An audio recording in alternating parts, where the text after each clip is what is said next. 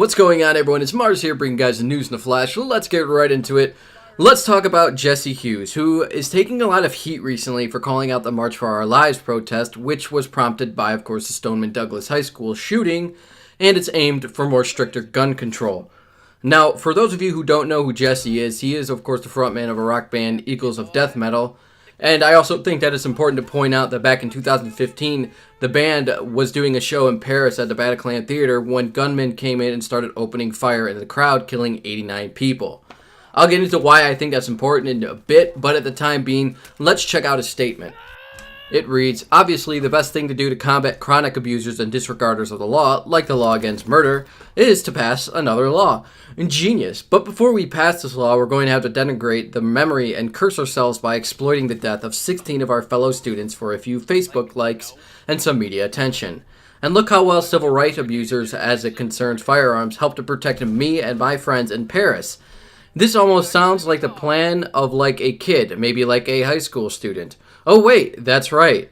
The Whitney Houston song about letting the children lead the way wasn't actually had operating paradigm for life, and when the truth don't line up with your bullshit narrative, just hold your breath and stamp your feet and refuse to accept it. Then take multiple days off of school playing hooky at the expense of 16 of your classmates' blood. It might be funny if it wasn't so pathetic and disgusting. As a survivor of a mass shooting, I can tell you from firsthand experience that all of you protesting and taking days off from school insult the memory of those who were killed in the abuse and insult me and every other lover of liberty by your every action. Long live rock and roll, and may every one of these disgusting, vile abusers of the dead live as long as possible so that they can have the maximum amount of time to endure their shame and to be cursed. Oof. Now, to some people, this is definitely pretty harsh. This statement is pretty harsh. But, in my opinion, he has a point. I personally agree with Jesse here. I think it's pathetic that these kids have been allowed to be the puppets of the left media, who wants to portray them as these experts in gun control leading the way of the future because they survived a tragedy. They're not. I feel for them, I do. It's heartbreaking what happened to them. But what's even more heartbreaking is the fact that these kids have no fucking clue what they're talking about, and they're using the names and the blood of their former classmates to push their narrative. Now, let me be clear, I don't find it disgusting that they're going out of their way to speak their mind on what they think should happen to try and make things safer. That is fine. I'm all for that. I don't agree with it, but I'm all for free speech. Where I do find things disgusting is how you have people like David Hogg going around using their fallen classmates as leverage against anyone who disagrees with them, or against the NRA.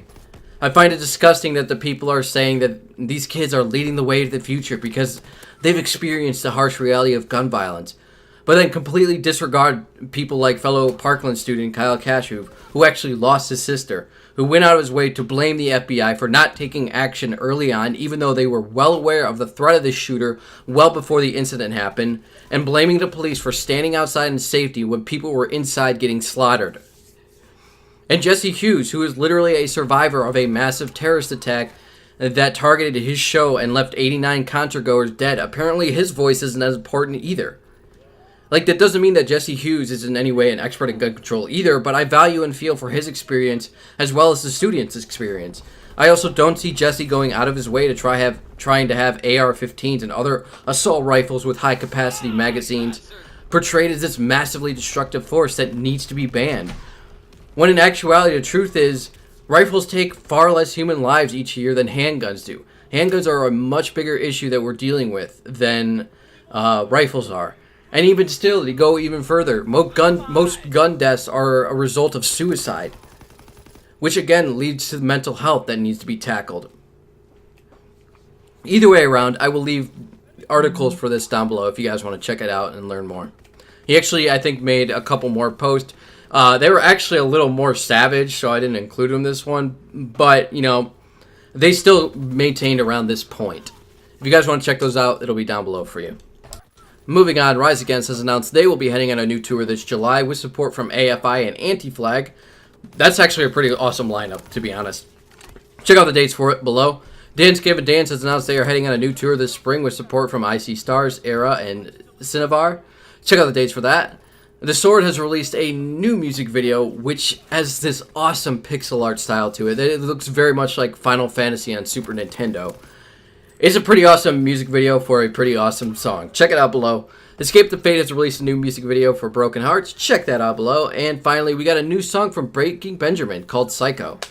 It's Breaking Benjamin, so you pretty much already know what you're going to get. That being said, I do like it quite a lot, and I can't wait for this album to drop. I think it's coming next month, if I'm not mistaken.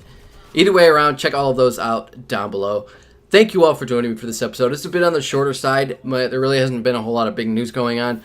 In terms of the music or gaming scene, I mean, there's a lot of news going on around Facebook and that whole bullshit, but that could take like an entire episode in itself. But either way around, thank you guys for joining me for this episode. Leave a like if you enjoyed it, dislike if you didn't, subscribe if you want more, share if you want to help the channel, and as always, I will see you in the next one. Mars out.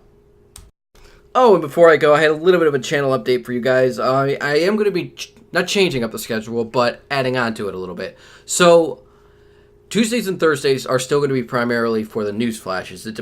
That entirely depends on how much news we get and whether or not there's actually enough content for a video. If there isn't, I might just push the episode to a Wednesday and have a Wednesday-Friday episode. But in the in-between, I wanted to start doing more streams for you guys. So Tuesday, Thursdays are primarily for news flashes, and then Wednesdays, Fridays are going to be mostly stream days for you guys. Don't really know how it's going to work out. Hopefully it does good. I mean, stream days are a lot more easier to schedule than news flashes, because news flashes are ultimately dependent upon how much news we get for the day. And if there really isn't a whole lot of articles floating around, what I'm really left to is, a couple of political news for music, and maybe Bono might have said some dumb shit. But that's not really anything I really want to make an episode on. But with streams, all I have to do is just jump on my PlayStation and fire up the stream. So hopefully that works out a lot easier than, say, the news flashes. But it gives you guys more content, and I would greatly appreciate it if you guys checked out the Twitch channel. I'll leave a link down below for you guys. The more support we can get this channel, the better. Because I like growing my channel. It's fun. It's fun doing this. But yeah, thanks for listening to this. I just wanted to give you guys a bit of a channel update, and hopefully I'll see you there.